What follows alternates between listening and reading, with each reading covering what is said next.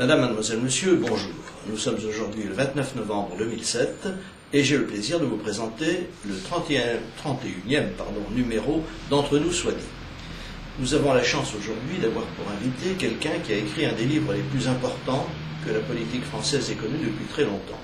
Et je vais peut-être vous surprendre en vous disant qu'en cherchant, j'ai trouvé une date très reculée, 1781. Alors ça peut vous paraître étrange car il a paru beaucoup de livres depuis cette période. Mais la nature de ce livre fait que je n'ai trouvé de véritable comparaison qu'avec l'ouvrage de Necker intitulé « Le compte-rendu au roi », qui a paru précisément en 1781 et qui a précédé, comme vous le savez, de 8 années la Révolution française. Alors ce livre aura-t-il le même effet? Aura-t-il le même destin? C'est une des questions que nous allons nous poser au cours de cette émission, dont l'invité, vous l'avez sans doute reconnu, est Thierry Desjardins. Bonjour Thierry Desjardins, très heureux de vous accueillir. Je vais montrer donc ce livre dont je viens de dire qu'il est un événement très rare dans la politique française. Assez, Thierry Desjardins, assez donc cela s'adresse à Dominique, Nicolas, Ségolène, Laurent, assez de mensonges, d'hypocrisie, de promesses, de parlotte, de trahison, de lâcheté, et il est publié chez Jean-Claude Lattès. Cet ouvrage a été publié, Thierry Desjardins, il y a 18 mois, et il a paru, évidemment, intentionnellement, un an avant l'élection présidentielle. Vous auriez pu l'intituler aussi bien compte rendu au futur président de la République, pour revenir à Necker, ou bien discours sur l'état, non pas de l'Union, mais de la France. Évidemment, le titre eût été moins accrocheur, si je puis dire, que assez.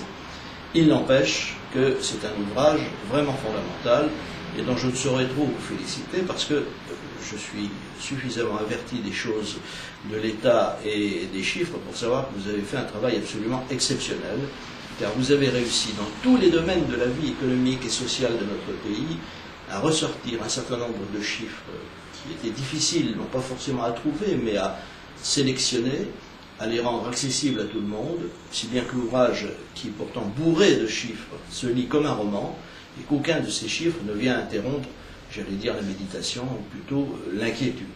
Alors aujourd'hui, nous avons un nouveau président de la République. Il était dans le titre, que je rappelle, Nicolas. Nicolas était là dans le titre. Il n'était pas forcément celui que vous voyez en favori à l'époque, même si vous en avez parlé. Alors aujourd'hui, maintenant que Nicolas est président de la République, et maintenant que 6 mois ont passé, quelle est la situation? Alors la situation n'a pas changé, mais c'est vrai qu'on peut tout de même lui prêter un certain crédit. Ça ne fait que 6 mois. Or, dans mon petit livre, et tout le monde était d'accord, c'est une vraie révolution qu'il faut entreprendre, à tout point de vue. Ça demandera plus de 6 mois. Alors c'est vrai que pour l'instant, il choque un peu par des méthodes, ce goût nouveau riche, cette espèce de fébrilité, c'est son caractère, c'est son style, ça on peut le condamner. Mais c'est vrai aussi qu'il a commencé un certain nombre de réformes, un début de rupture. Mais la rupture, ça se fait pas en petits morceaux, moi je crois.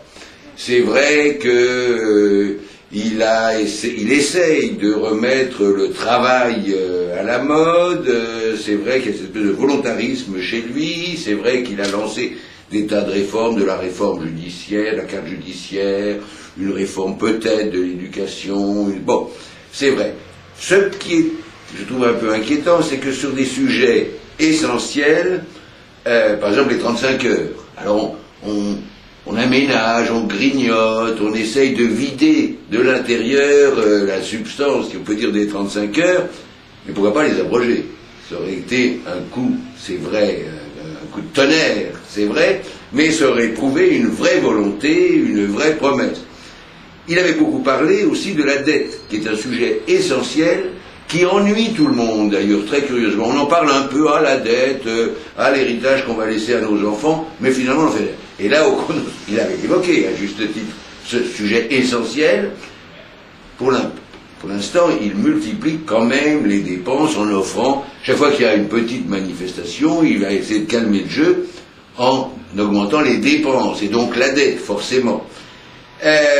Donc, laissons-lui encore un peu de temps, mais je trouve que ça commence à traîner un peu, même s'il a en effet libéré les infirmières bulgares, ce qui n'était peut-être pas le rôle essentiel du président de la République, même si chaque fois qu'il y a un drame de la circulation, il se précipite pour aller présenter ses condoléances à la famille. Ça, cette espèce d'agitation, a l'air de lui faire oublier les grands sujets qui sont en effet, il faut reconnaître, il avait fait un diagnostic assez exact. D'ailleurs, son adversaire aussi avait été obligé de faire le même diagnostic sur le thème « ça ne peut plus durer comme ça, on dégringole, dans tous les classements internationaux, la France est maintenant 37e, 43e, c'est effrayant, cette dette s'accumule, et il faut bien reconnaître qu'on cherche des tas de solutions, il faut reconnaître que la France ne fout plus rien, il n'y a pas d'autre mot, et que si on veut remonter la situation, il faudra se remettre à travailler. Et là, il avait complètement raison de le dire. Son ouverture, on en a beaucoup parlé, c'est assez malin, il faut bien reconnaître, d'avoir siphonné en quelque sorte les personnalités de gauche. Mais moi, je suis frappé d'une chose, le plus spectaculaire, c'est Kouchner.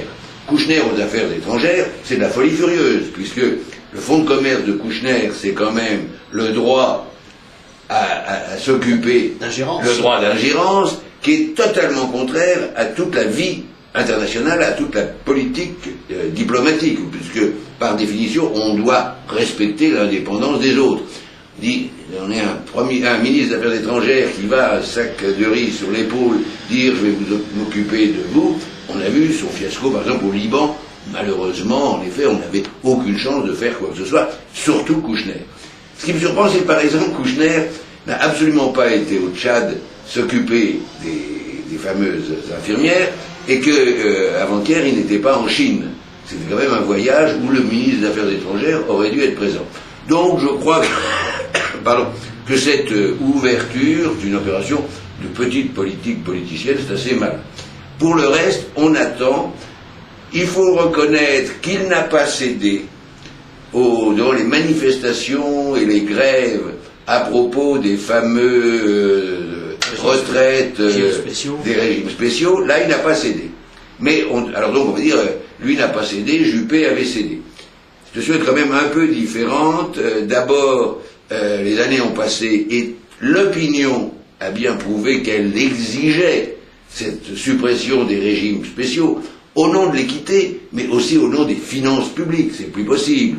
Donc, il a tenu, mais c'était plus facile qu'en 95. Il a tenu d'une manière qui a consisté pour l'essentiel à racheter, ce qui n'est pas scandaleux d'ailleurs en soi. Voilà. Le fait de racheter un droit, ça peut se concevoir. Bon. Mais il a quand même racheté au prix fort les régimes spéciaux qui actuellement restent tout aussi avantageux, surtout dans la mesure où les 3 années ou 2 années et demie de cotisation supplémentaires seront reprises en général par le biais d'années doubles, etc., etc. Enfin, dans les faits d'annonce... Il ne s'est pas ridiculisé en cédant devant la rue, il faut lui reconnaître. Pour ce qui est de la carte judiciaire, là aussi, il a l'air de tenir. Elle n'a peut-être pas été présentée de la meilleure des façons par Mme Rachida Dati, mais enfin bon, il a l'air de tenir, il avance relativement prudemment, mais ça on ne peut pas lui reprocher non plus, il ne faut pas non plus provoquer une espèce de guerre civile. Bon, je lui fais encore crédit quelques mois. Alors, vous dites quand même dans le livre que 100 jours, c'est la durée pendant laquelle on peut faire quelque chose. Ça peut paraître curieux, d'ailleurs, vous le dites vous-même dans l'ouvrage, il est quand même bizarre que quand on a été élu au suffrage universel, et dans son cas, ça a été très clair et très net, 53% des voix, on devrait bénéficier d'un crédit plus long. Or, même si vous lui faites un crédit supplémentaire, et un certain nombre d'électeurs aussi, même si les derniers sondages semblent indiquer que ce crédit s'amenuise, il n'en est pas moins vrai que l'expérience prouve que si l'on ne fait pas dans les 100 premiers jours un certain nombre de réformes fondamentales, il est vraisemblable qu'on ne les fera plus jamais, parce que c'est comme ça, en France, on ne peut pas... Il y a ce qu'on appelle l'état de grâce. L'état de grâce, c'est reconnu techniquement, si on peut dire. Voilà, il faut préciser d'ailleurs qu'en 95, Chirac n'avait bénéficié d'aucun état de grâce, très curieusement, puisqu'il y avait eu, par exemple, les élections municipales peu après, qui avaient été une catastrophe. Exactement. Donc, lui a l'état de grâce et a dépassé les 100 jours, il a toujours l'état de grâce. C'est peut-être d'ailleurs son style de fébrilité qui fait croire aux gens qu'il va réussir enfin ce qu'on attend depuis des années, car il faut bien reconnaître que ça fait des années que la situation exigerait une totale rupture, ce mot auquel beaucoup de Français se sont ralliés en votant pour Nicolas Sarkozy, alors qu'il était tout de même, il ne faut pas l'oublier, il avait été responsable et à un poste très important de tout ce qui se passait avant. Mais bon, il n'était pas président de la République, il l'est maintenant, il prône la rupture, il commence une semi-rupture. Alors, semi-rupture est même peut-être un petit peu optimiste, parce que je dirais volontiers un peu moins, mais enfin, ne chipotons pas. 3% de rupture. Le problème majeur, me semble-t-il, c'est le suivant. Il me semble que Nicolas Sarkozy est arrivé au pouvoir avec finalement des idées générales, certes assez bienvenues, puisque son discours a séduit les Français, mais sans programme précis. Or, dans la rupture telle que vous l'avez vous-même définie, vous avez fait, comme je l'ai dit tout à l'heure, un travail considérable, il y a toute une série de dispositions qu'il faut préparer. On ne peut pas arriver comme ça et dire, eh bien voilà, qu'est-ce que je vais faire, je me gratte un peu le menton, oui, je vais peut-être faire ceci ou faire cela. Non, il faut que tout soit prêt. Pour reprendre l'exemple de Mme Thatcher, elle avait fait constituer des stocks de charbon. Quand elle s'est attaquée aux mineurs, elle savait ce qu'elle faisait. Et même Ronald Reagan n'a pas été pris au dépourvu par la grève des aiguilleurs du ciel. Il avait fait former un certain nombre de militaires aux disciplines du contrôle aérien civil. Bref, ces gens s'étaient préparés. Dans le cas de Nicolas Sarkozy, il semble qu'il est délégué à des conseillers, dont le caractère éminent ou non éminent ne me frappe pas, mais il leur a délégué la définition d'une politique. C'est un premier point. Deuxième point, on a quand même le sentiment, à le voir faire, que, au fond, il n'y a pas de vraie ligne directrice et que ce que vous avez décrit dans le livre comme les conditions de la rupture, il y a un certain nombre de réformes clés, au fond, n'ont pas même été abordées. Donc, les petites ruptures, un tiers, deux tiers, peu importe, qu'il fait en ce moment, ne sont pas les ruptures qui vont permettre la rupture. Voilà, c'est ça le point majeur.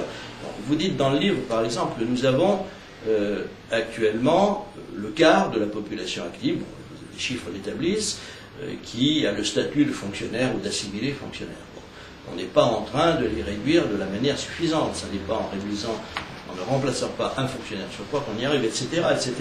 Donc, ce qui m'inquiète dans la situation actuelle, c'est justement les sortes de malentendus. Et c'est là-dessus que je voudrais vous interroger. Quand vous avez fait votre livre, finalement, il y avait un véritable ras-le-bol à l'égard des politiciens, tout parti confondu. Sarkozy a eu l'immense talent, et vous le rappeliez il y a un instant, de faire en sorte qu'au fond, on ait oublié qu'il était lui-même un politicien, et il a en quelque sorte capté tous les mécontents, et notamment ceux qui avaient l'habitude de voter pour le Front National, en leur faisant miroiter une rupture. Est-ce qu'il n'y a pas là un danger politique?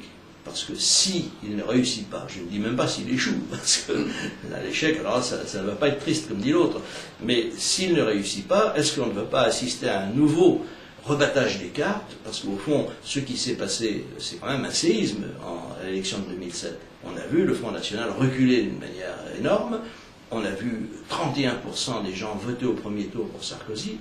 Il a fait même mieux que Giscard, qui certes avait été battu en 1981, et beaucoup mieux que Chirac, qui n'avait fait que 19%. Bref, est-ce que nous ne sommes pas quand même dans une situation politique instable? Ah, il n'y a aucun doute. Alors, c'est vrai qu'il a fait reculer le Front National.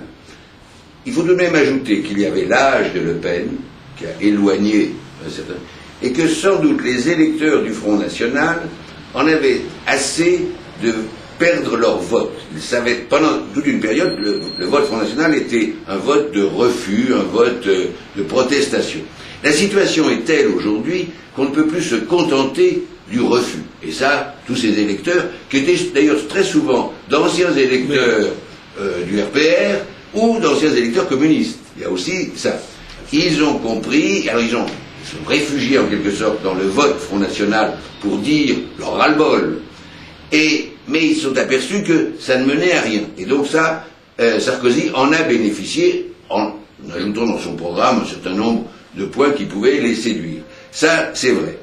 Il a eu une chance aussi, c'est que la gauche s'est complètement effondrée. Il faut bien reconnaître que dès avant l'échec de Ségolène Royal, on ne savait plus le programme de la gauche. il a toujours cet avantage considérable. Il n'a pas d'opposition. Les syndicats, quant à eux, continuent à s'effondrer, ce qui est parfaitement normal d'ailleurs, mais nous avons maintenant à peu près 7% de salariés qui sont syndiqués. Nous sommes le pays le moins syndiqué.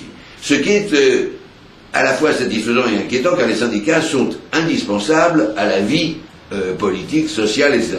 Mais nous avons des syndicats qui sont encore attachés à des partis politiques, à une idéologie qui est rejetée, naturellement, parce que même si M. Thibault dit qu'il n'a plus aucun rapport avec le Parti communiste, tout le monde sait que les patrons, qu'au bureau de la CGT, il y a davantage de gens encartés au Parti communiste que du temps de Krasuki. Je veux dire, c'est complètement... Bon, ça, on sait que FO, par exemple, est complètement affilié aux trotskistes de tendance lambertiste. Ce qui est fou, puisque ça fait 0,2% aux élections. Bon, donc nos syndicats n'existent plus, sauf dans le domaine très particulier de certains fonctionnaires et des salariés du transport public. Ce qui leur permet, en effet, de bloquer encore. Mais donc, il a quand même là un avantage considérable de n'avoir personne en face de lui, et il devrait aller plus loin, plus vite. C'est là où on l'attend, c'est vrai. Mais c'est vrai que le problème, c'est que, moi je trouve que le problème essentiel, c'est le travail. Il dit qu'il faut s'enrichir, il a raison, mais on ne s'enrichira jamais autrement qu'en travaillant, qu'en augmentant la production française.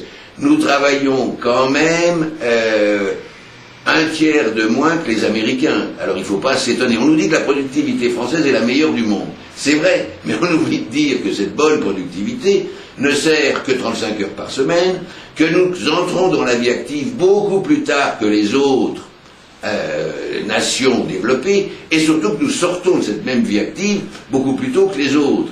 Il est évident qu'il faut complètement reconsidérer l'entrée dans la vie active, qu'il faut complètement reconsidérer la sortie de la vie active, car maintenant, avec le progrès de la science, on est en bonne forme beaucoup plus tard qu'avant, et en même temps, le travail est beaucoup moins pénible qu'avant. Donc il n'y a aucun doute qu'une retraite à 60 ans, qui est prise d'ailleurs à 57 ans, est une monstruosité économique, sociale, humaine même, car tous ces gens qui sont mis ou prennent leur retraite à 57 ans et qui ont une chance de vivre, un espoir de vivre jusqu'à 80 ans, qu'est-ce qu'ils vont faire pendant toutes ces années? Être aigris, être malheureux, voir leur retraite d'ailleurs dégringoler. On crée une espèce de pauvreté des vieux, mais qui sont vieux à 58 ans, ce qui est quand même aberrant. Il faut revoir tout ça. C'est le problème du travail qui est essentiel. Nous venons de connaître petites échauffourées en banlieue. Alors on nous parle, ah oui, c'est de l'urbanisme, les tours, les bars, c'est pas bien, on nous dit c'est l'islam que... Ce n'est pas vrai. Le vrai problème, c'est que ces gens-là, ces jeunes, sont au chômage et n'ont aucun espoir dans la vie, de progresser. Ils ne rêvent pas qu'on leur construise des mosquées, ils rêvent d'avoir une vie normale, de se marier, d'avoir une bagnole, comme ils disent, d'avoir la télévision, et ça, on ne s'en occupe pas. On les subventionne, on subventionne dans des conditions considérables l'aménagement de leurs zones. Vous vous souvenez de ce ministre qui avait été assez bête pour dire qu'il faudrait quand même leur repeindre les boîtes aux lettres. Mais je suis désolé, tant que ces gens, cette population sera au chômage, elle ne pourra pas payer ses loyers et donc on ne pourra pas entretenir des immeubles qui n'ont rien de scandaleux puisque vous avez à Montfermeil, exactement, dans une cité épouvantable, exactement les mêmes bars qu'à Neuilly, à côté de Longchamp. Seulement, à Neuilly, à côté de Longchamp, les gens travaillent, peuvent entretenir, là, alors qu'à Montfermeil, naturellement, depuis des années, les maisons sont à l'abandon. C'est donc pas en repeignant les boîtes aux lettres qu'on va sauver ces régions. C'est en créant du travail. Et pour cette population, c'est en leur donnant une vraie formation. Et arrêtons de créer des milliers de sociologues, des milliers de psychologues. Nous n'en avons pas besoin. Nous le savons très bien. Alors là où je trouve que, par exemple, il a carrément reculé, c'est à propos de la sélection. Il n'y a aucun doute qu'il faut sélectionner les étudiants pour, d'abord, tout de même leur faire comprendre qu'on ne peut pas faire n'importe quoi, car il ne faut pas oublier que c'est aux frais de la République qu'on entretient ces étudiants. Et même pour eux, il est absurde de les laisser s'engager dans des voies cul-de-sac. Il n'y a aucun doute qu'il faudra rapprocher, et là il freine encore un peu, l'éducation du monde économique. Alors vous avez naturellement les professeurs marxistes qui disent « nous ne sommes pas à la disposition des patrons ». Je suis désolé, ils veulent créer des citoyens Très bien, c'est à la mode, la citoyenneté de tout et de n'importe quoi. Bon, on veut créer des citoyens et non pas des salariés. Mais moi je prétends qu'un citoyen qui est voué au chômage n'est qu'un citoyen de seconde zone, forcément c'est un assisté. Donc là aussi, vous avez vu, on freine un peu. Alors, précisément, vous venez d'aborder ce sujet d'actualité qui a en effet illustré beaucoup les problèmes de ces jours derniers. Vous êtes, je dirais, un des rares à défendre la thèse que vous venez d'exposer, ce qui ne veut pas dire qu'elle est fausse, parce qu'on nous explique partout que ce qu'il faut, c'est bien entendu des crédits. Alors on a bien vu, on commence à le dire d'ailleurs dans les... Mais il faut dire combien de milliards on a déjà investi depuis des années. En vain. La politique de la ville, c'est un gouffre, et maintenant on s'est aperçu que ça ne servait à rien. Faites sauter des bars et reconstruisez des bars, ça ne changera rien. Tant que ces gens n'auront pas un travail, ne seront pas dans notre société, en effet, leurs immeubles vont se dégrader. En effet, certains jeunes vont se réfugier dans l'islam, le plus dangereux, mais quand on dit qu'ils contestent notre société, qu'ils veulent détruire notre société, moi j'ai longuement étudié ces problèmes-là, c'est pas vrai du tout. Ils veulent s'intégrer à leur société, ils veulent s'enrichir, enfin n'exagérons rien, mais ils veulent avoir une vie décente, et on ne la leur donne pas du tout pour des raisons idéologiques, des chrétiens contre les musulmans, pas du tout, c'est parce qu'ils n'ont pas de formation et que notre économie dégringole complètement. Alors sur ces deux points, il y a quand même un troisième point qui vient se greffer et qui est fondamental, qui est celui de l'immigration. Vous l'abordez bien sûr dans le livre en évaluant un certain nombre de chiffres, en exposant un certain nombre de chiffres. Il est bien évident en outre que compte tenu des deux handicaps que représentent d'une part les difficultés économiques de la France et d'autre part le fait qu'ils sont nombreux à avoir choisi d'être en France et y être venus, nous n'arrivons pas à les intégrer. Or, actuellement, vous avez encore un flot d'immigrés qui arrivent en France à raison, selon les chiffres et les estimations officielles, on va jusqu'à 300 à 350 000 par an, ce qui représente un chiffre considérable. Et il y a un autre chiffre concernant l'état de l'immigration en France. Là encore, on a du mal à savoir. On nous raconte souvent des histoires, puisqu'on dissimule, par exemple, le fait que certains deviennent français, et donc à partir de là, ils ne sont plus des immigrés. Oui, quand on nous dit qu'il y a 100 000 étrangers de plus, on oublie de nous dire que chaque année, on en naturalise 100 000. Tout autant, donc voilà. Donc, on triche complètement, mais depuis des années, ça. Alors, j'ai publié un article récent qui s'appelle « La vérité par les cantines ». J'avais été frappé par un petit article qui était paru dans 2 autres journaux relatif aux cantines de la ville de Lyon. Et dans la ville de Lyon, je précise bien qu'il ne s'agit pas de la banlieue de Lyon, mais de Lyon-Ville, Lyon-Centre. Il y a dans Lyon-Centre, je crois, 16 000 enfants qui déjeunent à la cantine. On a fait un menu spécial sans porc. Auparavant, il y avait des aménagements qui permettaient aux enfants de ne pas manger de porc. Maintenant, il y a le vrai menu sans porc. Figurez-vous qu'il y a 30% d'enfants qui mangent sans porc. C'est un chiffre plus qu'à l'officiel, il est paru dans tous les journaux. Ce qui veut dire que les religions qui ne mangent pas de porc sont la religion musulmane et la religion juive. Il n'y a pas beaucoup d'enfants juifs à Lyon, mais il y a donc près de 30, ou peut-être un peu plus, même de 30% d'enfants musulmans. Je pense que c'est un chiffre qui devrait faire réfléchir beaucoup de gens, parce qu'il serait quand même temps de savoir ce que représente l'islam en France. Et j'ai l'impression, en tout cas à travers ces chiffres, je ne veux pas le généraliser abusivement, mais c'est quand même un chiffre qui est très révélateur, j'ai le sentiment que le réveil va être particulièrement difficile, parce que il est vrai que dans les banlieues, vous avez décrit le phénomène tel qu'il semble effectivement se présenter, mais il est vrai aussi qu'il y a des poussées islamistes en France. Ça existe également dans d'autres domaines.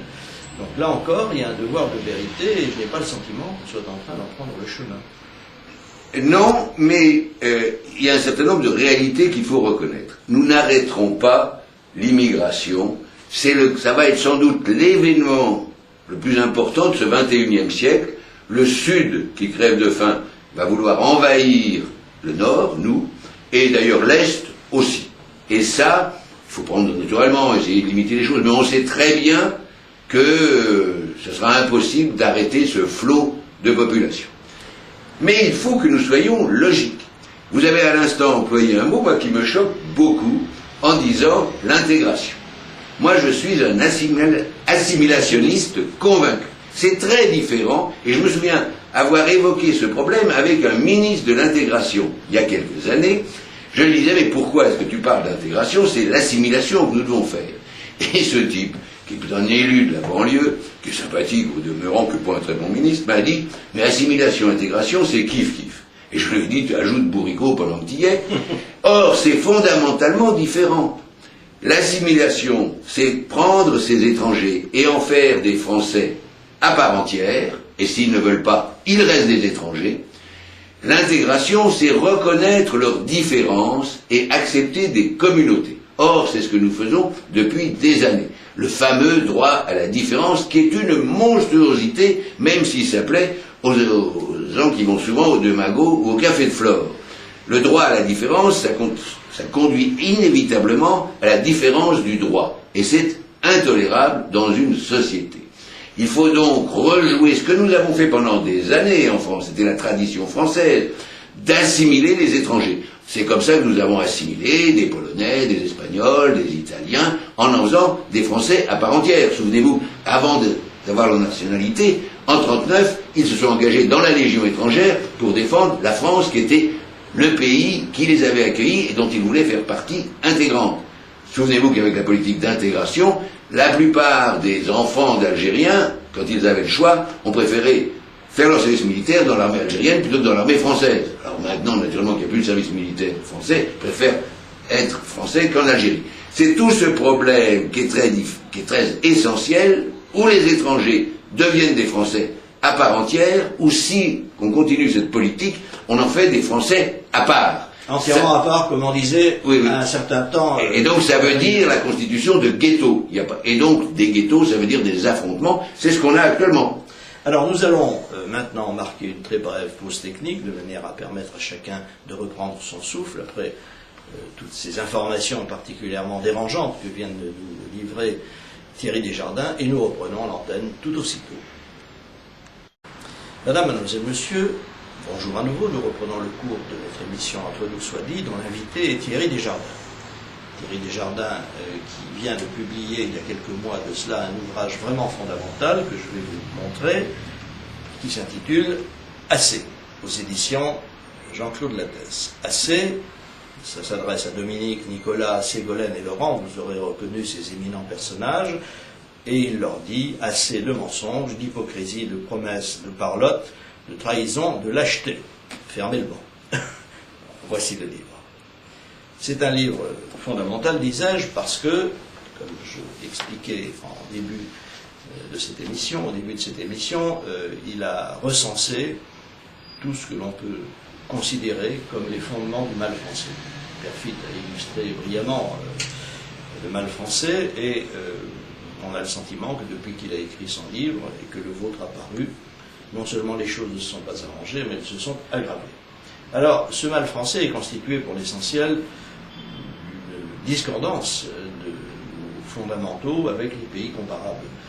Monsieur Trichet, qui est le président de la Banque Centrale Européenne, a l'autre jour comparu, entre guillemets, devant la commission Attali sur les freins à la croissance. Et il a indiqué, ce que nous savions, que la France avait désormais 9 points de prélèvement de dépenses publiques, de plus que l'Allemagne, ce qui représente 167 milliards d'euros. On ne peut pas, avec son principal client et son principal fournisseur, avoir de telles différences, car il y a un déséquilibre qui se marque d'ailleurs, et dans le livre vous en aviez déjà signalé les prémices, par une discordance fondamentale entre notre déficit commercial extérieur et les gains de l'Allemagne, qui a 170 milliards d'excédent commercial, quand nous allons probablement en fin d'année en avoir 35 milliards de déficit. Donc je m'interroge sur la possibilité pour la France de continuer sa marche européenne dans ces conditions. Est-ce que nous ne sommes pas condamnés à un moment ou à un autre à une rupture? Nous allons prendre, nous Français, la présidence de l'Union européenne au deuxième semestre 2008. Et quelle va être cette présidence si nous affichons d'aussi mauvais résultats? Alors il faut avoir l'honnêteté. C'est un très bon exemple que notre commerce extérieur, et surtout quand on le compare à l'Allemagne. La semaine dernière, vous aviez encore un ministre qui expliquait notre déficit commercial en disant « c'est pas étonnant, le pétrole augmente et nous sommes handicapés par la force de l'euro ».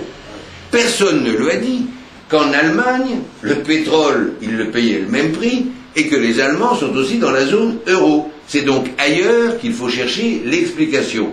Et je reviens à ce qu'on disait tout à l'heure, nous ne travaillons pas, et les Allemands travaillent, voilà, c'est la vraie raison.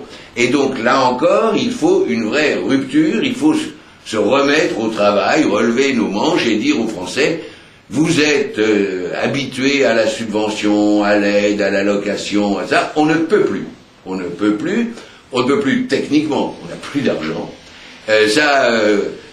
Le Premier ministre Fillon a choqué tout le monde en disant qu'on était au bord de la faillite. Il a raison, on ne peut plus, tous nos systèmes ne peuvent plus continuer. Ce système d'allocation, d'assistanat généralisé, ne peut plus continuer parce que nous n'avons plus les moyens et a totalement démobilisé les jeunes, par exemple. Il y a des jeunes diplômés maintenant qui acceptent de prendre une année sabbatique, qui partent passer 6 mois en Thaïlande, puis qui reviennent, s'inscrivent à telle ou telle formation bidon, etc. Ça a vraiment pourri notre société française. Il faut se remettre à travailler. Bon, et là, Sarkozy a raison de le dire. Mais il y a tous les domaines qu'il faut reprendre. L'éducation, qui est aussi fondamentale, car c'est elle qui conduit au travail. Il y a une vraie révolution qu'il faudrait faire, puisque d'après les textes, et ça date de plusieurs années, l'éducation n'a plus pour vocation de transmettre les connaissances, mais de permettre un épanouissement de l'enfant. Vous rigolez, ça veut dire quoi ça? Ça veut dire que l'enfant, même dans période, quand il est encore dans le ventre de sa mère, a acquis déjà des compétences. Il faut éveiller les compétences et non plus transmettre les compétences, parce que c'est l'ancienne bourgeoisie qui veut maintenir.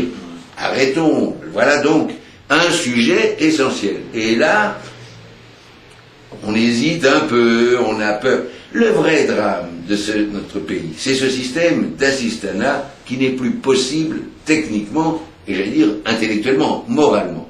Or, le problème, c'est que nous avons maintenant une majorité de la population qui en profite. Ce nombre d'assistés ne permet plus de continuer, ils sont trop nombreux. Mais en même temps, bloque un peu tout.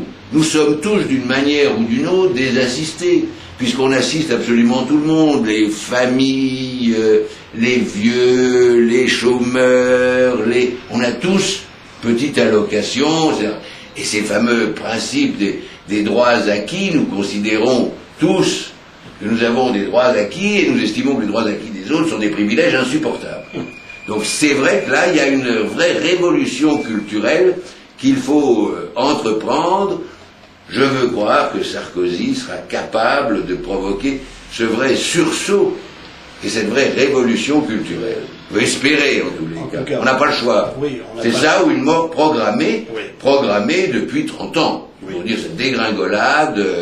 Tout dépend de la façon dont se passera la mort, parce que, comme le disait Francis Blanche dans Babette s'en va en guerre, il y a deux façons d'être fusillé. On peut être sévèrement fusillé, ou gentiment, si l'on se comporte bien. Mais en l'occurrence, je crois que nous n'avons effectivement pas le choix, car quand on en arrive à ce degré de crise financière, c'est une vraie crise financière que la France subit actuellement, entre sa dette, ses déficits qui sont non seulement récurrents mais qui augmentent, et les déficits commerciaux qui viennent s'ajouter au reste, vous avez une situation qui va devenir intenable, car chaque jour, mais vraiment chaque jour, apporte son lot d'entreprises qui disparaissent, soit par délocalisation, soit tout simplement par faillite. On vient d'apprendre par exemple hier qu'une entreprise de lunettes dans le Jura disparaît également, parce que, alors que la lunetterie dans cette région était un des fleurons de l'industrie de la lunette, eh bien, elle va disparaître parce que désormais la production est faite en Chine. Alors, le problème n'est pas d'empêcher la délocalisation en Chine, parce que ça, on n'y peut pas grand-chose quand les industries ont cet avantage, elles le saisissent, mais c'est toujours de pouvoir créer autre chose. Alors, pour créer autre chose, il faut, comme vous le dites très justement, redonner du nerf aux citoyens, c'est-à-dire de l'argent, qui puissent entreprendre et que les entreprises ne soient pas étranglées. Mais c'est sur le problème des fonctionnaires que j'aimerais maintenant vous interroger. Nous avons en France pas loin de 6 millions de fonctionnaires et assimilés, et il se trouve que personne ne se pose la question de savoir pourquoi ces gens sont fonctionnaires. Quelle est la condition génétique qui fait que pour être employé dans une collectivité locale, il faille être fonctionnaire? Aucune. Quelle est la condition génétique qui fait que pour être infirmière dans un hôpital, il faut être fonctionnaire? Il n'y en a pas, puisqu'on peut être aussi bien infirmière dans le secteur privé. Quelle est la condition génétique qui fait que l'on doit être fonctionnaire pour enseigner? Il y a aussi des enseignants dans le secteur privé. Donc, est-ce que ce n'est pas finalement une simple et bonne réforme comme celle que les Suisses ont faite? Je sais bien que c'est difficile. Supprimer tout simplement le statut de fonctionnaire et ne le garder que pour les quelques fonctionnaires d'autorité, régaliens, etc. Mais est-ce que c'est possible dans un pays comme la France? Alors le Canada l'a réussi très rapidement en supprimant 40% de ses fonctionnaires. C'est vrai qu'en France, tout le monde, sauf les fonctionnaires, trouve qu'il y a trop de fonctionnaires. Mais tout le monde espère que ses enfants vont devenir fonctionnaires. Parce qu'il y a la garantie de l'emploi, qui est en effet l'avantage le plus énorme aujourd'hui, la garantie de l'emploi. Là aussi, il faudrait avoir le courage de dire, alors on a dit on ne peut pas renouveler un fonctionnaire partant à la retraite sur 2, c'est pas assez, bien sûr, car c'est vrai que vous avez dit presque 6 millions, si vous additionnez les fonctionnaires d'État, la fonction territoriale, la fonction hospitalière, et toutes les entreprises publiques qui sont donc où les salariés bénéficient de la garantie de l'emploi et de très nombreux autres avantages, et où en cas de difficulté, c'est l'État qui renfloue les caisses, on arrive pratiquement à 7 millions de gens qui sont protégés par ce système. Ce n'est naturellement pas possible. L'une des grandes catastrophes, ça a été la décentralisation. La décentralisation, il serait temps, je crois d'ailleurs, d'en tirer le bilan exact. Ça a servi à quoi? On ne sait pas. Mais ça a tout de même entraîné la création, l'embauche de plus d'1 million de fonctionnaires supplémentaires dans les régions, dans les départements, dans les communes. Alors on se dit, bon, il y a eu transfert de compétences, donc on a été obligé en effet de créer des fonctionnaires dans les régions qui n'existaient pas avant, qui sont maintenant chargés de ce qui était chargé l'État autrefois. Et donc 1 million de fonctionnaires de plus dans les fonctions territoriales, ça aurait dû naturellement entraîner 1 million de fonctionnaires de moins dans la fonction publique d'État. Or, en même temps, au lieu de baisser d'1 million de fonctionnaires d'État, on s'aperçoit qu'il y a 200 000 fonctionnaires d'État de plus. Ce qui prouve quoi? Ce qui prouve qu'en plus, cette fameuse décentralisation est une imposture, puisque Paris estime devoir toujours contrôler ce que font les fonctionnaires territoriaux. C'est un vrai problème, ça ruine le pays, la décentralisation. Mis à part les palais que se sont construits, les petits potentats locaux, aller à Marseille, le palais du département des Bouches-du-Rhône, ou de la région d'ailleurs, PACA, tout ça, et ça a servi à quoi? Quelle est la région où on a pu développer l'emploi grâce à la décentralisation? Il n'y en a pas. Donc ça, c'est un vrai problème. Nous continuons à créer de la fonction publique, de la fonction territoriale. Alors on nous dit, mais est-ce que vous voulez, alors vous êtes contre les fonctionnaires, vous voulez supprimer le nombre des policiers et le nombre des infirmières? Non, pas du tout, bien sûr, mais je me demande si dans certains ministères, au ministère des anciens combattants, on a encore besoin de milliers de fonctionnaires. C'est au ministère de l'Agriculture, vous savez que si on divise le nombre de fonctionnaires de l'agriculture par le nombre d'agriculteurs, on s'aperçoit qu'un fonctionnaire doit s'occuper de 17 agriculteurs. Ça fatigue pas beaucoup, surtout quand on voit l'état de notre malheureuse agriculture aujourd'hui.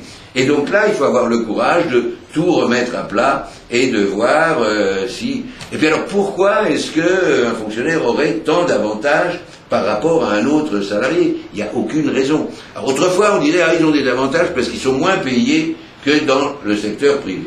Aujourd'hui, c'est complètement faux. On sait qu'à compétence, qu'à diplôme à peu près équivalent, le fonctionnaire est davantage payé. Il n'y a donc aucune raison qu'il ait ces avantages de salaire, de retraite, plus toutes les combines possibles et imaginables.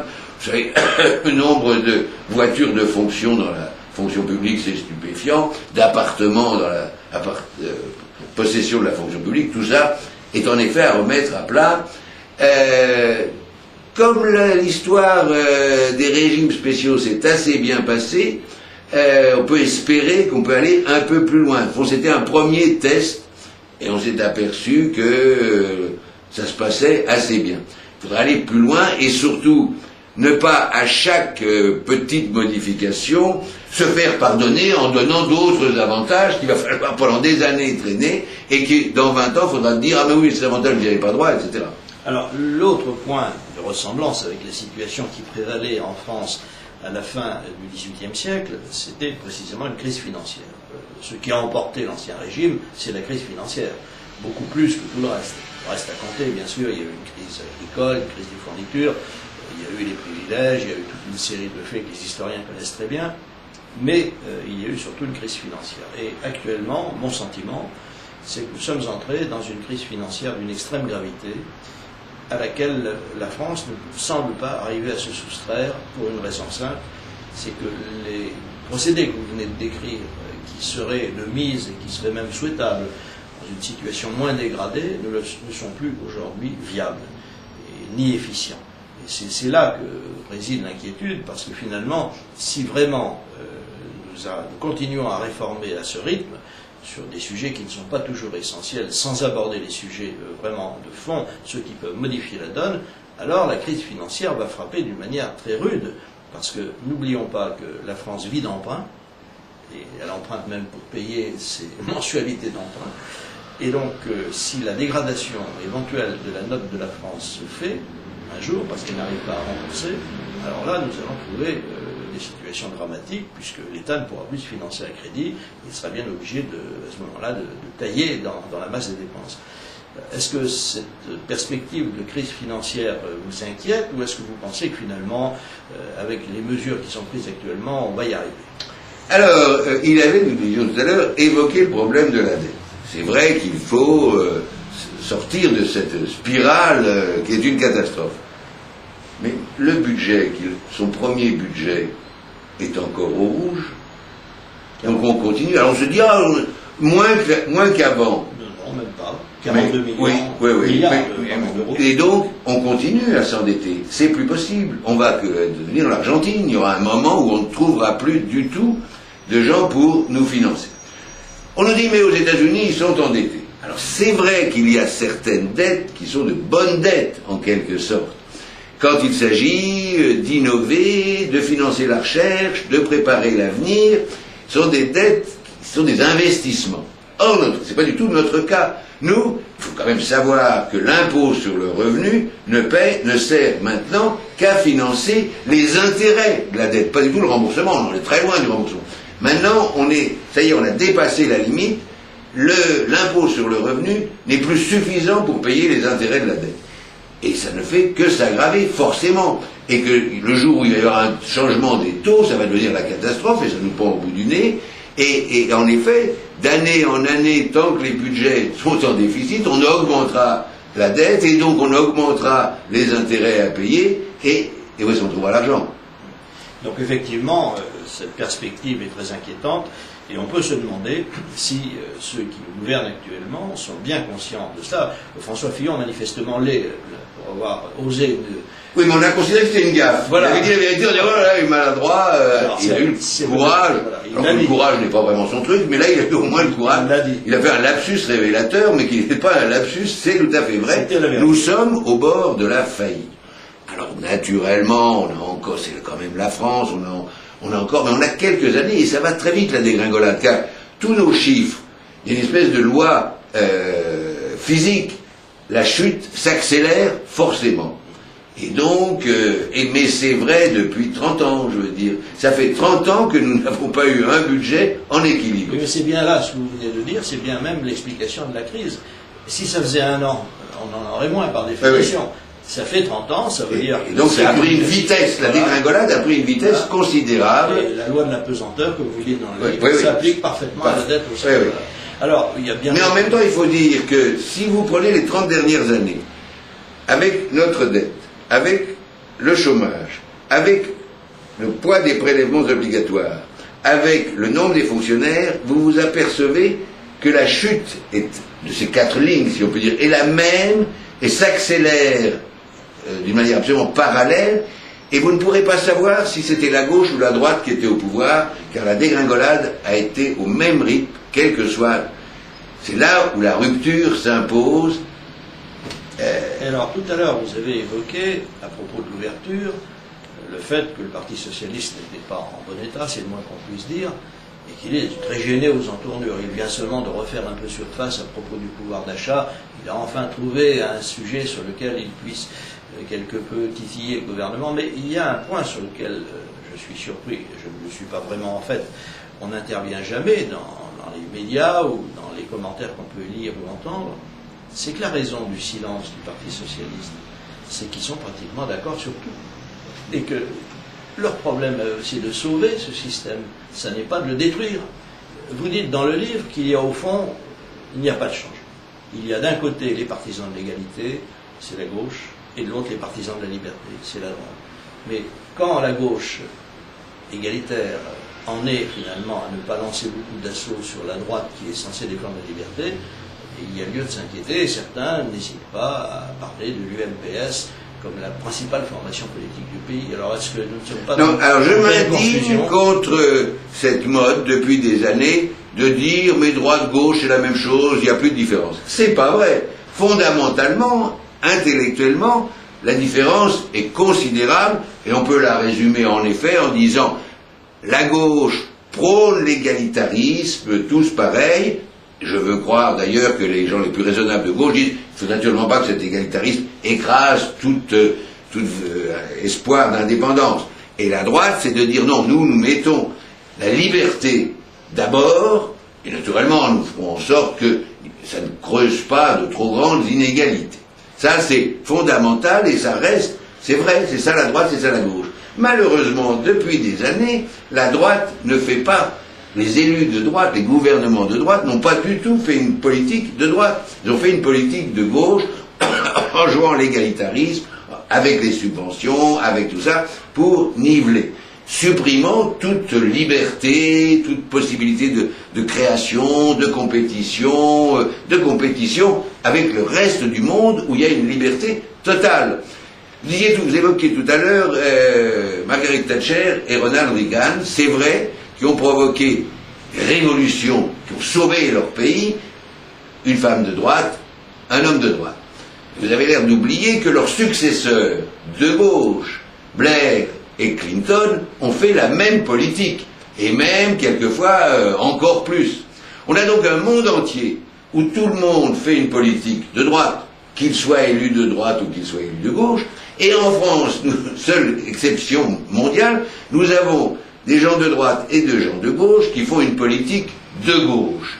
Alors on ne peut pas reprocher aux gens de gauche de faire une politique de gauche, mais il est stupéfiant que les gens de droite, par une espèce de parisianisme, de snobisme, de dictature, pas oublier que nous sommes maintenant arrivés à une situation où tous les jeunes de 68 sont patrons, sont préfets, sont grands patrons d'entreprises, d'entreprises de presse, etc.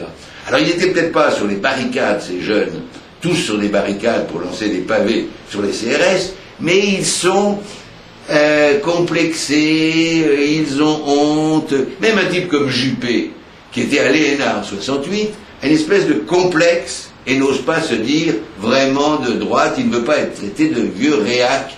Il n'y a qu'en France où on a ça. Partout, on reconnaît que la politique de gauche, que la politique de l'égalitarisme est absurde et qu'il faut au contraire libérer toutes les énergies. En effet, alors c'est vrai que Sarkozy a eu l'audace pendant sa campagne de dire qu'il fallait en finir avec 68.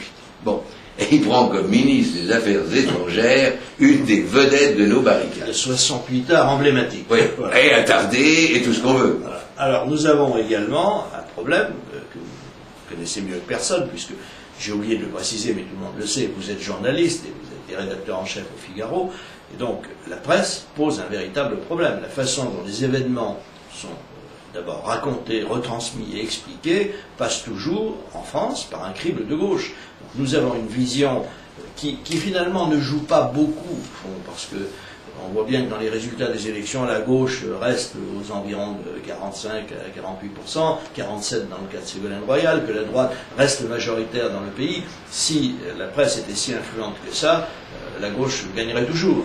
Ce n'est pas le cas. Il n'empêche que ça crée un climat qui, au fond, s'oppose aux réformes. Et alors là, y a-t-il des solutions? Comment faire pour que...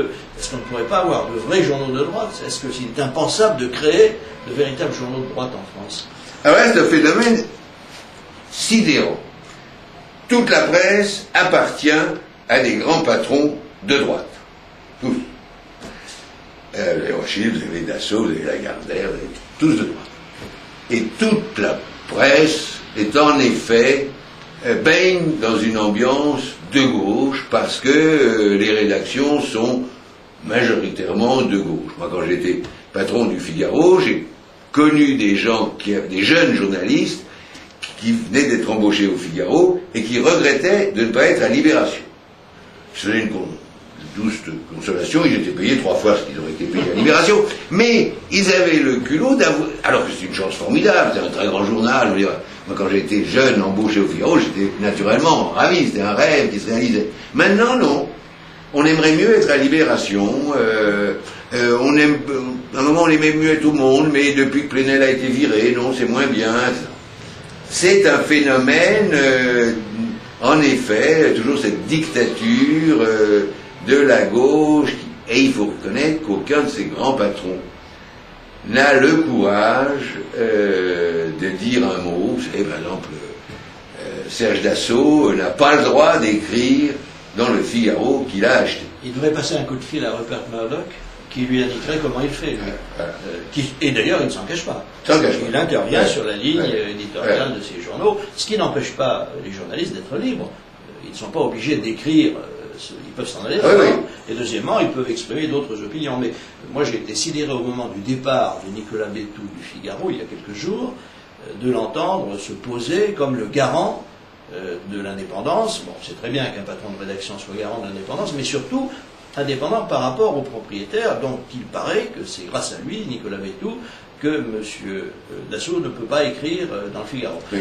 Moi, ça il est le seul Français à ne pas pouvoir écrire dans le Figaro. Voilà. Ce qui est quand même, là encore, une exception française. C'est une discrimination négative. Voilà. Eh bien, nous allons clore ainsi cette passionnante émission, je dis passionnante grâce à vous, car il nous reste assez peu de temps, par un dernier mot d'actualité, si vous voulez bien. Nous sommes actuellement en France dans une situation où il me semble bien que tout peut basculer, d'un côté ou de l'autre. On est un petit peu sur une ligne de crête. Est-ce que vous pensez que Nicolas Sarkozy, c'est lui qui est en charge, est un homme d'État, ou est-ce qu'il va falloir passer par des chemins tortueux avant de s'en sortir? Alors c'est vrai que sur bien des points, nous sommes dans une situation qu'on pourrait considérer comme pré-révolutionnaire. Mais, alors la France, si vous prenez l'histoire des 2 derniers siècles, a quand même fait une pseudo-révolution tous les 30 ans, si vous retirez les périodes de guerre. Mais on a à peu près tous les 30 ans une explosion. Là, on va fêter les 40 ans de mai 68, ce ne serait pas impossible que... Il y a quand même de plus en plus de gens malheureux, de jeunes sans avenir à cause de cette situation. On nous parle de la dégradation du pouvoir d'achat, mais c'est vrai. Alors, on nous parle des défavorisés. C'est vrai qu'il y a de plus en plus de défavorisés. On oublie complètement ce qui était autrefois la force du pays, c'est la petite bourgeoisie. Qui a disparu. Oui, elle a disparu, mais en effet, c'est c'était le patron d'une toute petite entreprise. C'était alors on avait un petit appartement dans le 17e, on avait, c'était, et c'est eux qui formaient la renaissance du pays. Il y a un chiffre qu'il faut donner tout de même, c'est que en 50, moi j'ai fait la comparaison des promotions de Polytechnique, de Normal Sup, de Saint-Cyr et de l'ENA. En 50, vous aviez dans ces 4 grandes écoles qui forment l'élite du pays, un tiers de grands bourgeois, un tiers de petite bourgeoisie et un tiers de défavorisés. Aujourd'hui, les défavorisés et la petite bourgeoisie ont disparu. C'est une catastrophe. Eh bien, c'est sur ce constat inquiétant, effectivement, que nous nous quittons, après avoir rappelé le titre de l'ouvrage et l'avoir montré, l'ouvrage de Thierry Desjardins, Assez, paru aux éditions Jean-Claude Lattès. Je vous recommande vivement la lecture de ce livre, vous n'en serez pas déçus, même si vous n'en serez pas forcément rassurés. Madame, mademoiselle, monsieur, merci de nous avoir écoutés. À bientôt, portez-vous bien, soyez heureux, et vive la France.